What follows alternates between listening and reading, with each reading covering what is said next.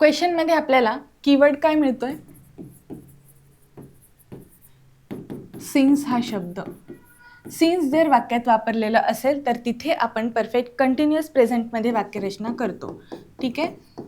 आणि म्हणून या ठिकाणी हे जे ॲम वापरलेलं आहे हे ॲक्च्युली सिम्पल प्रेझेंट दाखवतं.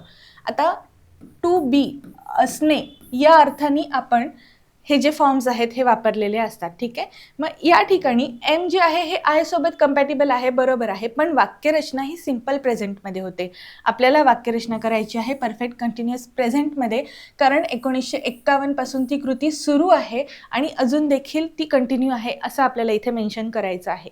त्यामुळे सिन्स शब्द वापरलाय तर परफेक्ट कंटिन्युअस प्रेझेंटची वाक्यरचना पाहिजे होती. एम हे या ठिकाणी चुकीचं आहे.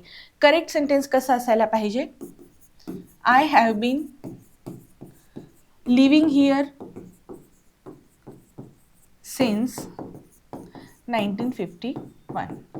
ओके. या पद्धतीने आय सोबत हॅवचा वापर करून बीन आणि VING हे जे असे फॉर्म्स आहेत हे वापरून आपण परफेक्ट कंटिन्युअस प्रेझेंटमध्ये वाक्यरचना केलेली आहे. ऑप्शन सेकंड ह्या पार्टमध्ये एरर आहे असं आपल्याला दिसतं.